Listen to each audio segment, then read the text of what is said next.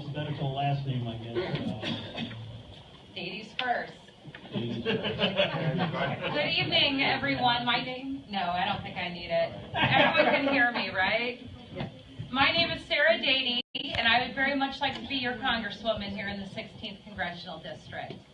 I'm married. My husband's a librarian at Rockford Public. I have 2 kids, ages 13 and 10. And there's a show my kids and I watch called Doctor Who. And it's our favorite show. And it's about time traveling. And there's this concept in the show called fixed points in time. These are events that are so critical to making us who we are that you can't change them without destroying the essence of who we are. And we all have personal and collective fixed points in time. My personal one is July 27th of 2004. And on that date, I was living in St. Paul, Minnesota with my husband. I was 7 months pregnant with my daughter. And I had just come home from the first day of the Minnesota bar exam. I was feeling pretty good about my future. I completed 4 years of law school at night while working full-time. And we could see light at the end of the tunnel, when I get a phone call telling me that my mother had unexpectedly died. And the center of my world fell out, just like that. Now, some months before my mother died, she had told me that her doctor said she needed to go get an MRI because we have a family history of aneurysms. So she called up a hospital in Rockford and asked how much it would cost. They told her they didn't know, but it would be in the thousands of dollars because she was uninsured. So she never did it. And my mother was an educated woman. She was a school teacher before she got married and had 4 kids. After she raised 4 kids and got divorced, she went back to teaching part-time. But she did not have health insurance. And in the United States of America, no one should ever lose a loved one because they don't have access to medical care.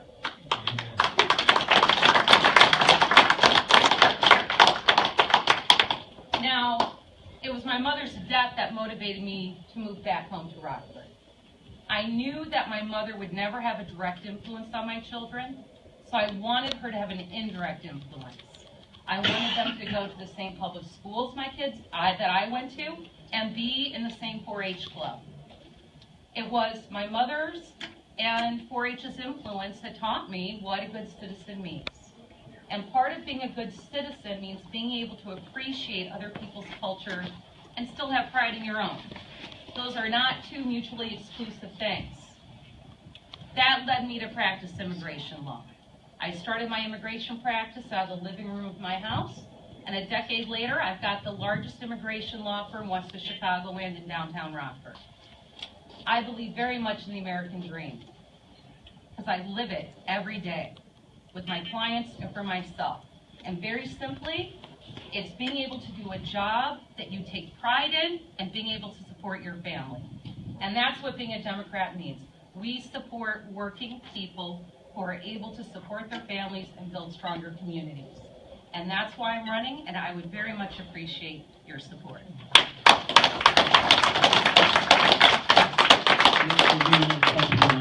Because we're running well on time, so she was 3.5, so if you would... I didn't have my stopwatch out. My name is Neil Mohammed. I'm from DeKalb, Illinois, and I want to thank all of you for being here, first of all, especially those of you who are newer to the group. Devin and Clay have heard me talk about universal health care probably 20 or 30 times in the last several months, so it's good to have some other people involved in the conversation as well. Like I said, I'm from DeKalb, and the reason I'm running for Congress at the end of the day is that I know how lucky I've been. I know how lucky I've been in my own life to have the opportunity to be here with you tonight and to have the opportunity to run to represent you in Congress. Because this is not where I started. My dad lost both of his parents before the age of 5 in a civil war in India, the partition of India. He lost the rest of his family in a second civil war, this time in what's now called Bangladesh.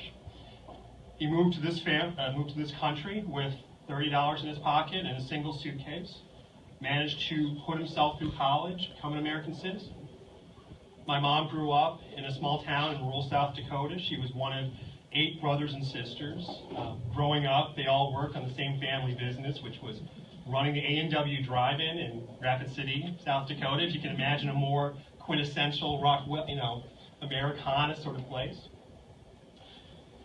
And they finally met, and they fell in love, and they got married, and they had a couple of kids. And that's where their lives took them, and that's where my brother and mine's story started. But that's not where we ended up. I've had the opportunity to earn a PhD at the University of Michigan, to teach American foreign policy, to work as a consultant on counterterrorism projects for the Office of the Secretary of Defense. More recently, I've traveled all across this country helping rural, safety net, financially struggling hospitals deal with all the same things that we deal with as patients. The exploding cost of prescription drugs, and the horrible scams that our private insurance industry plays on innocent men and women and their families. Now, I look back and I realize how many things had to go right in order for me to tell you the story I just did. How many things. If either one of them hadn't happened, I wouldn't be here. How slender really is that thread? And I realize, and this is the reason I'm a Democrat and why I'm a progressive Democrat at that, I realize how few of those things had anything to do with me. I was in a hot lunch program at my grade school. I went to a subsidized daycare program at grade school, so both my parents worked outside the home. I rode the bus. When time came to go to college eventually, I got student loans from the government to go there. That is the system, the society that progressive Democrats built over generations. None of that happened by accident. Democrats built that, and that's why I'm proud to be a Democrat. Because that is a vision of how our society should work, and it's a vision, the society we all want to live in. Now, we know there's another vision out there. A Republican vision of taking an axe to that ladder that so many kids like myself, and I know so many of you, climbed into the middle class. Those are the stakes in this election. That's why I'm so excited to represent you in Congress. So thanks again for being here, and I look forward to your questions.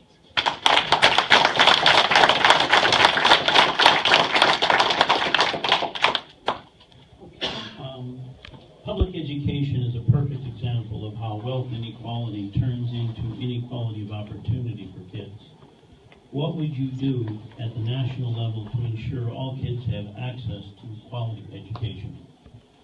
I don't know. That's right. Okay. I'm sorry. I forgot. Well, I'm from Rockford, Illinois. And I don't know how many of you are familiar with the Rockford Public School District. When I was growing up, we were very segregated. White, affluent on the east, poor, black on the west. We're a city divided by a river. And then the school district was sued for segregation. And that happened when I was in school. I was a senior in high school when they started busing West Side kids to the East Side, because East Side kids will never get bused to the West Side. When I moved back to Rockford, my kids were school age.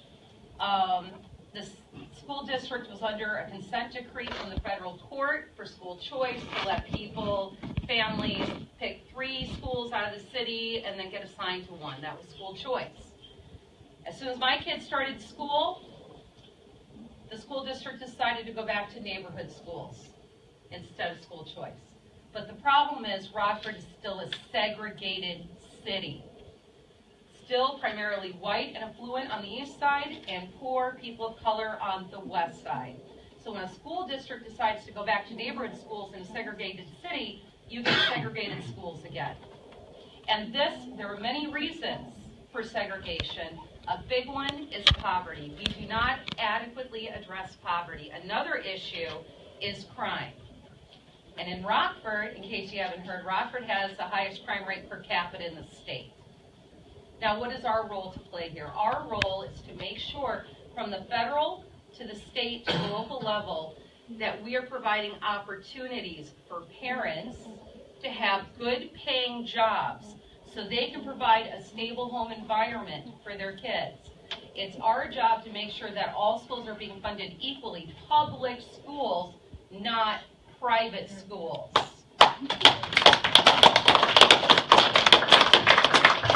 And it's also our responsibility to make sure from the federal level to the local that our criminal justice system is rehabilitative, not just punitive. So when people come out of jail and prison, they have opportunities to contribute to the stability of the community.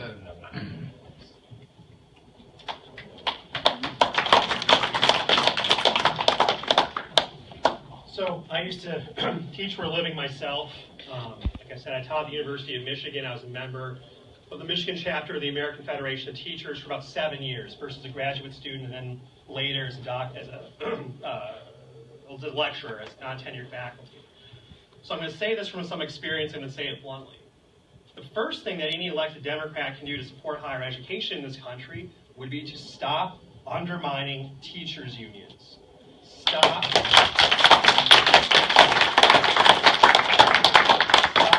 embracing this ludicrous testing regime that was brought in under Republican administration that a good chunk of the Democratic Party has been in full-throated support of, that's reduced quality of education, it's driven teachers insane, and obviously hasn't done anything to improve the quality of education.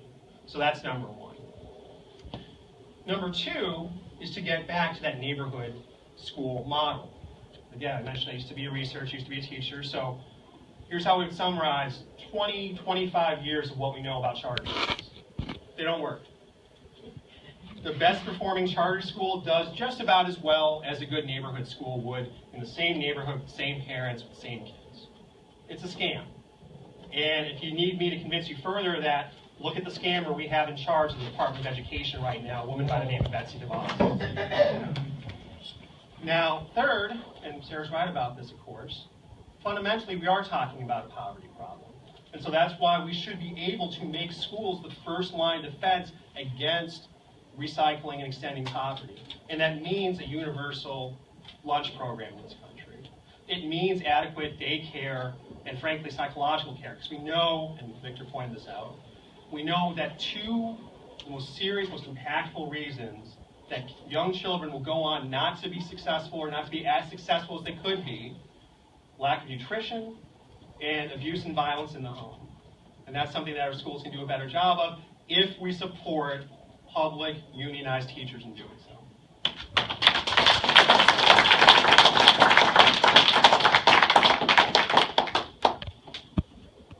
This questioner asks, why can you run a more effective campaign in the general election than your opponents? I will tell you about my campaign and why I'm so proud of the work that my team has put in so far. The opportunity in this race is to make up for a lot of damage that the Democratic Party has done over a long period of time. This district, as it exists today, would have voted, same lines, same precincts, would have voted for President Obama by about 3 points in 2008. Democrats have not, to Elizabeth's point, run an organized, supported an organized professional campaign in this district since 2010. So we do have some ground to make up. And I'm very excited and very proud to have played my role and my team's role in doing that. I didn't recruit myself into this race. Nobody asked me to run. I took this on because it was the right thing to do, and I knew that I had the capacity to do it. In that time, starting from dead stop last March, we've raised more money than any other Democratic candidate in this district combined in its modern history. We've hired staff. We've earned the first and the only endorsement by a sitting member of Congress in this race, somebody who knows what it takes to win, run a race, and be successful in this part of north central Illinois, Representative Bill Foster. I'm very proud to have his support. So we're doing things the right way. That's the only way to do them. And that's the only way we're going to make up for these years of neglect that unfortunately is the consequence and is the record that the Democratic Party of Illinois has had in this sort of state. And so I'm proud of the work we've done so far, and I'm looking forward to the work of being the nominee in the general.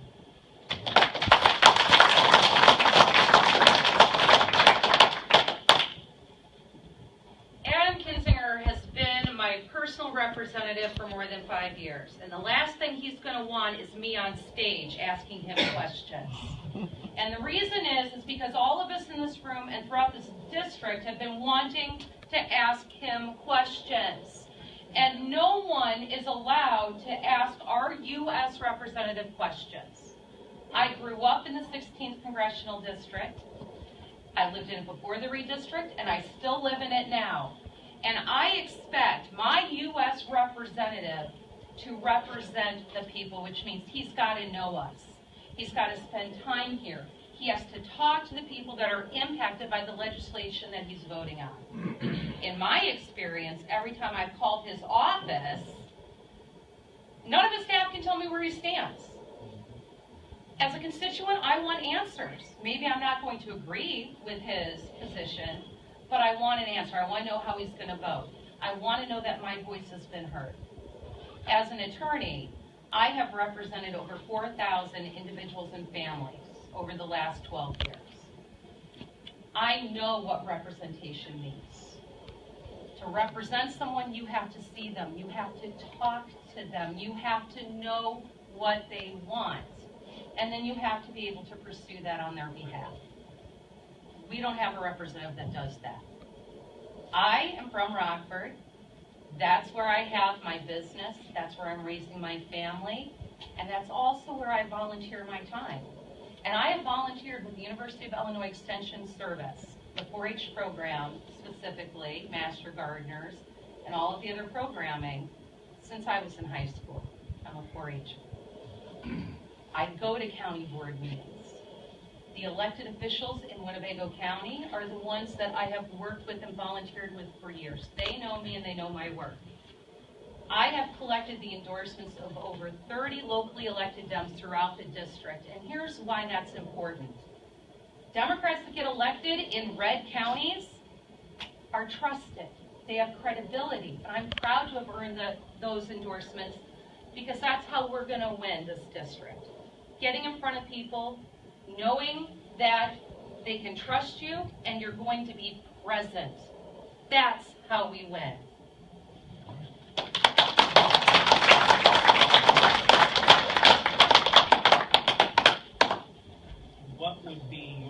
What would be your plan to increase wages in our district and provide good, well-paying jobs in the 16th district? Well, Representative Foster is absolutely right when he says Illinois is a payer state. We pay more in federal taxes than we get reinvested back into the state. And the 16th Congressional District is no exception to that. Now, some of the ways to change that, we need a representative who actually communicates with our communities and locally elected officials and businesses about what federal dollars are available to us. Has anyone here ever applied for a federal contract? No. Why not? Because you don't even know if you're eligible or not. And then even if you do know, those things are like 400 pages long.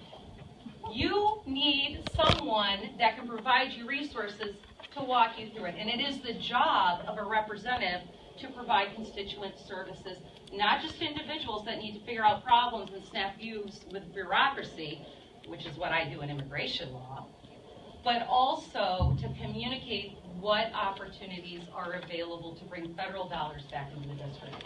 The other thing that we need to do is support a livable wage, and let's start with increasing the minimum wage to $15 an hour. And we can do that on a federal level. The third thing that we need to do, and this isn't just Congress, this is not Congress, this is the state of Illinois, but Congress plays a role here. Leadership plays a role. We have to pass the Equal Rights Amendment. If the ERA is passed, then women absolutely will start winning lawsuits that demand equal pay under federal law and state law.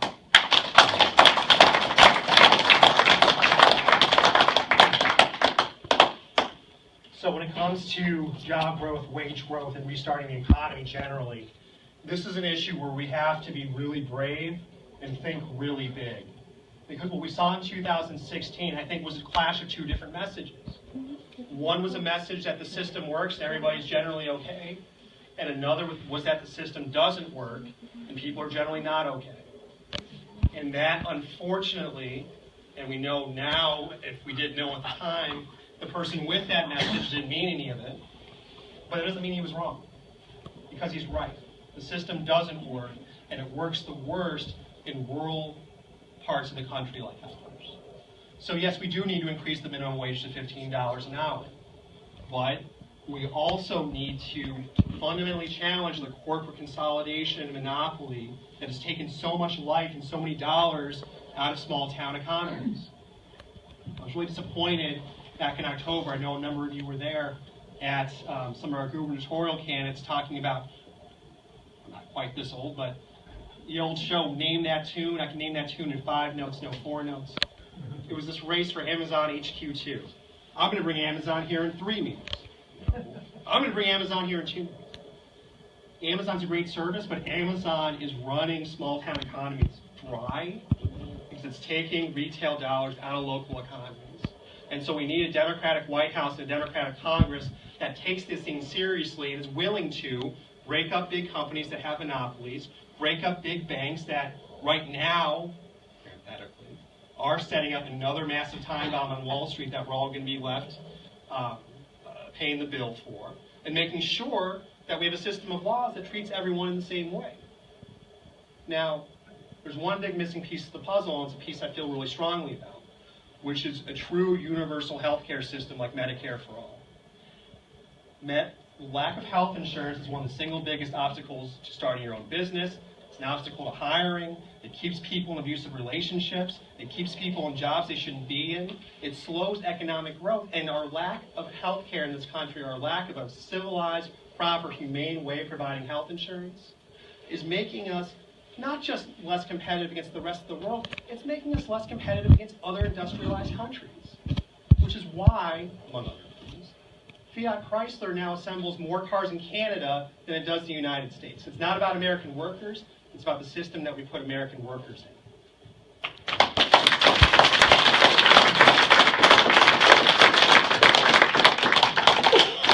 Ron Overage here. We've still got a little extra time, so I've been having people feed me some questions here. In light of the recent tax legislation that just passed Congress, how would you work to restore tax fairness that would reduce the severe income inequality that exists in this nation? So I think that, I'm first. Go ahead. It doesn't matter. So, I mean, the first thing, the simple thing, though it's not going to be so simple in practice, is simply to repeal that bill. And unfortunately, Republican leadership like Adam Kinzinger and Paul Ryan were very crafty in the way they wrote that bill. All of the benefits for corporate America and for the wealthy happen right away.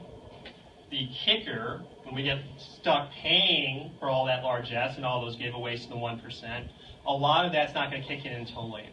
So we are going to have our hands full, though it's a challenge I look forward to, of reminding people just how unfair that bill was and just how many dollars it takes out of the pockets of folks in this room so it can put it in the pockets of folks like the Governor, Bruce Rauner. We do need to further level the system. We do need to make sure that we're not fostering this gig economy, putting people in positions where they don't have benefits, they're not treated fairly, don't have redress to unemployment insurance. There's just a death by 1,000 cuts in how we've continued to treat American workers worse and worse and worse and worse. Yes, the tax bill is the highlight of that. Well, there's been a lot of this other stuff along the way, and so it's going to, again, take a very integrated, top-to-bottom approach to roll that back. But we can do it. We know how to do it. It looks a lot like the New Deal did in the 30s. Some of those ideas actually turns out were pretty good. And I think that's where we need to take the Democratic Party platform back to. And I think once we do, we're going to be really successful in making this, once again, a workers' party, a party of labor, a party that does put working families ahead of corporate interests.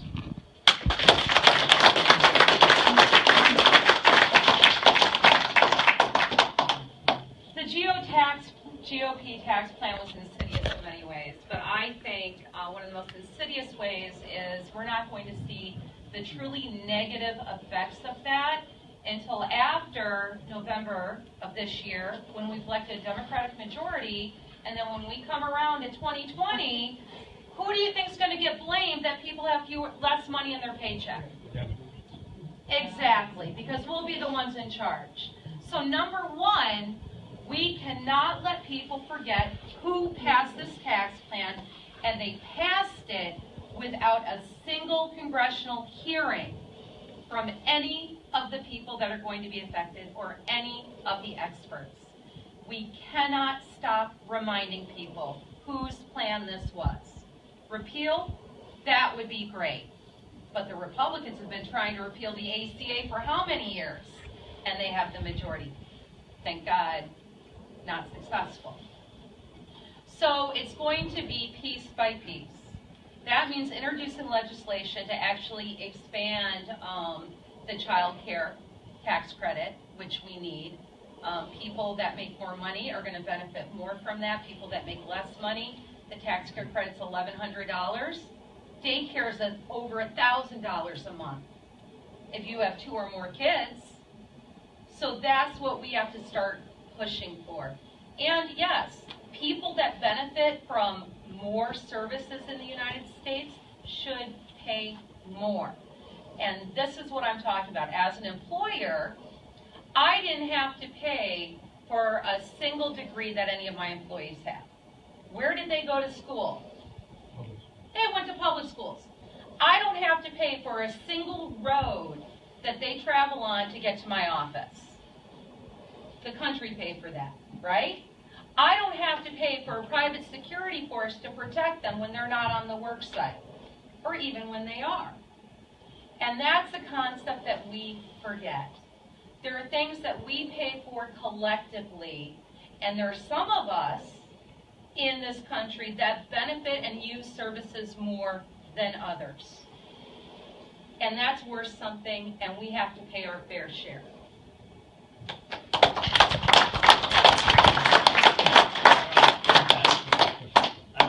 I've got one more question on the cards here, the 16th district is 30% rural. What are you doing to win the rural vote?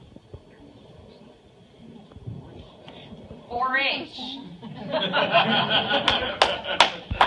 So my family has a centennial farm in Henry County, which is one of the 14 counties not in the 16th congressional district. It's right next door. My mother was raised on a farm. I'm 3rd generation 4-H. I was a city 4-H'er. But those values were instilled in me at a young age. And I still carry them today. My father was a city boy.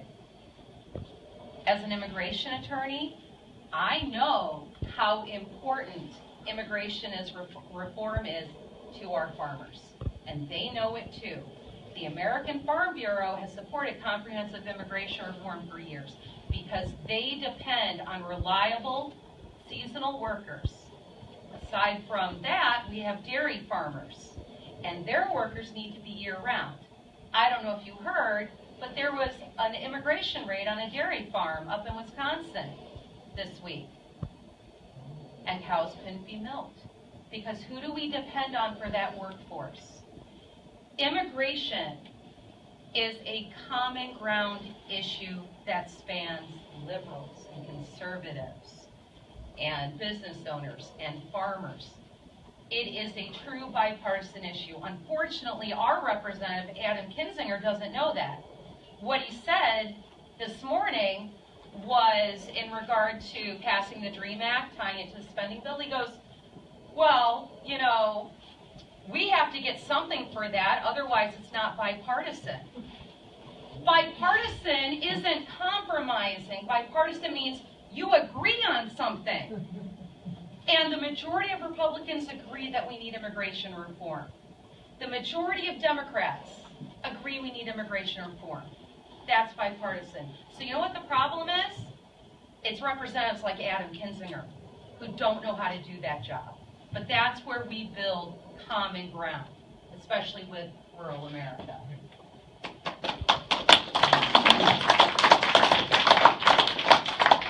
So I I say this as a farmer, but somebody who grew up in DeKalb County. I think we're putting ourselves at risk if we tell ourselves that somehow there's a rural vote that thinks this way, and there's an urban vote that thinks this way. The idea that you need a special language or special appeal or special password to talk to rural voters, I just don't think it's true. Because rural voters, like voters in suburbs or cities or towns or even big cities, we're fundamentally all grappling with the same sorts of questions. We're grappling with a shortage of good jobs. We're grappling with an economy that's tilted more and more and more to the benefit of the 1%. We're dealing with an inhumane healthcare system that puts people through the ringer, embarrasses people, humiliates people, regardless of whether you work on a farm or at a university or anywhere in between. So I think our message as Democrats has to be about that common economic challenge that we all face, which is more than anything else, more than the town halls, more than him mugging for the camera, more than these weird little makeovers Adam Kinzinger goes through. That's the single strangest feature of the Kinzinger record, is how completely backwards it is to districts like our own. 16th district, mainly rural, big, spread out, cost of healthcare is extremely high. I know that because I've worked in hospitals just like the ones in our district all across the country. We have lots of people on Medicaid. We have lots of people who dropped out of the workforce in 2008 after their homes were closed on, who never came back. Each and every one of those things is something that Kinzinger has voted time and again to make worse. Kinzinger's made it more likely the next foreclosure crisis happens. He's voted to make health care more expensive. He's voted to put rural hospitals and health clinics out of business. And of course, he's voted for a tax bill that is not going to benefit a lot of folks in this room, in this county, or certainly in this district. It is going to benefit a lot of his donors in Chicago and D.C. and elsewhere. So that's the challenge, and that's the call and the urgent struggle to replace Adam Kinzinger because of how uniquely bad his record has been for our communities. I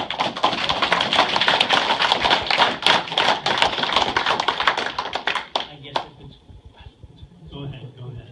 Sarah, because of your unique background with the position you're in now, what's your prediction for DACA and Dreamers as we go through this next month? What's going to happen? That's a good question. The question, let me repeat the question for the audience. The question is, what are the prospects for the resolution of the DACA conflict?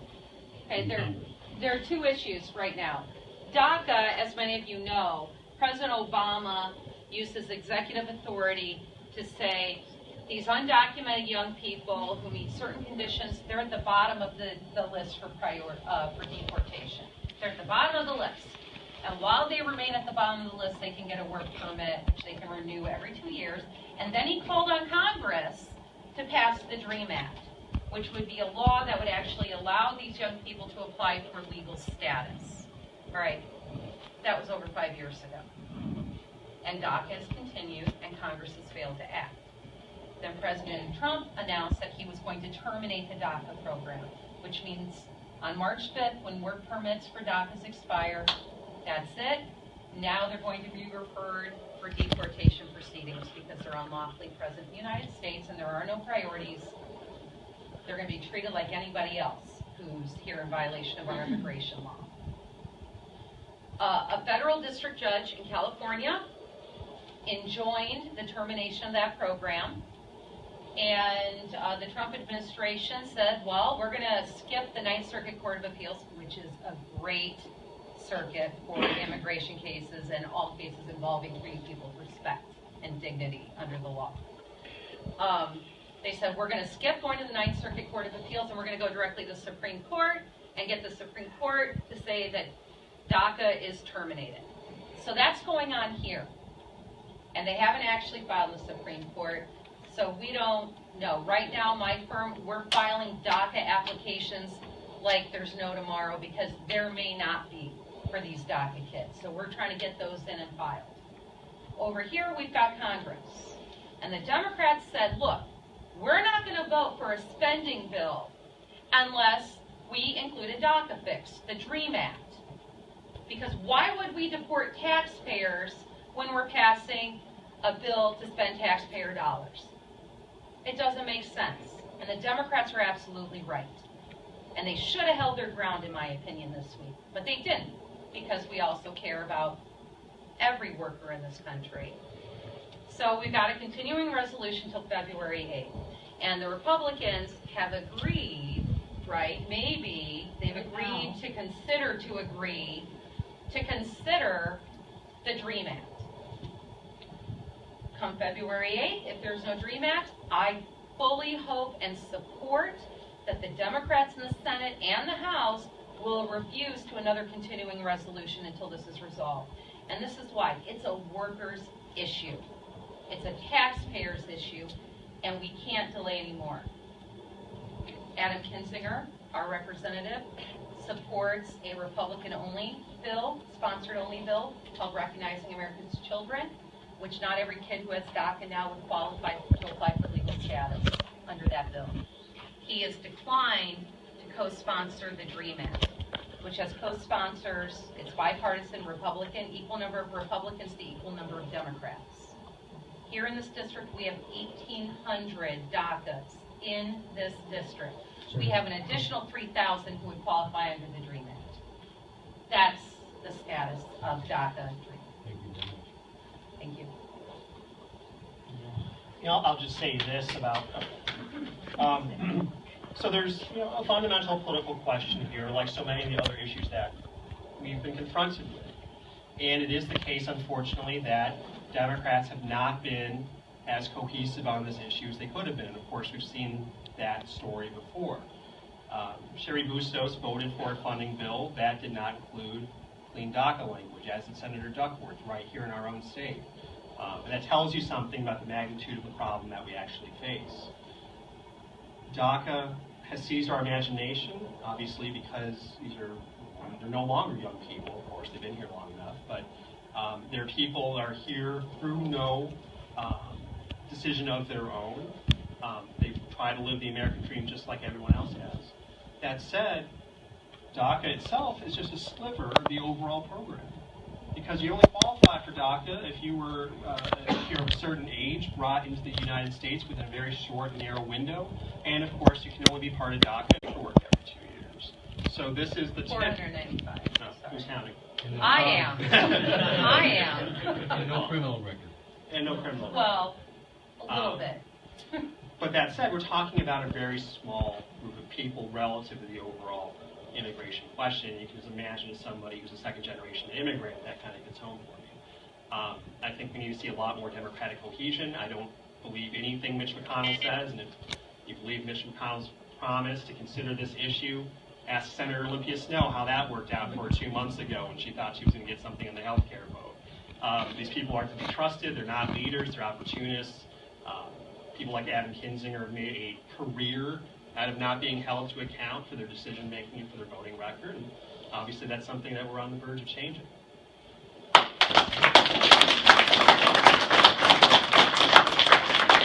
Thank you, and I guess we'll reverse the order of closing. Sure.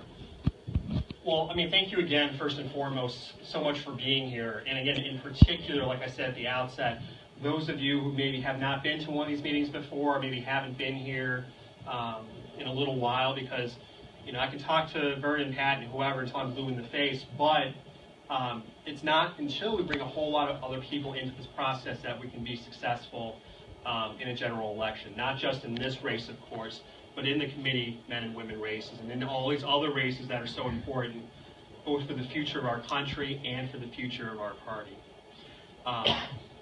I can't say enough how humbled and flattered I've been by all the support that myself and my campaign have received to date. I can't say how much I've enjoyed hearing not just people's questions, but their stories, and how did other people get involved in this moment in time? How did other people come to take this interest in politics? And so many of us are doing this for this first time in our lives. Timing could be better. The circumstances under which we got into politics could have been a little less harrowing, but we're here and we're doing exciting work. And I can't say enough about how excited I am, looking forward not just to being the nominee in the general election against Kinzinger, but to serving as your representative going forward. Again, my name is Neil Muhammad. I'm from DeKalb, Illinois. I work in the healthcare industry. I'll be the loudest, most qualified, most serious voice on universal health care that you can possibly imagine in Congress. My website is neilforillinois.com. That's N-E-I-L-L, though there are only so many half Pakistani, half Irish Democrats running for the 16th congressional nomination, so not hard to find online. Thank you for your support, and I'll look forward to talking to you afterwards.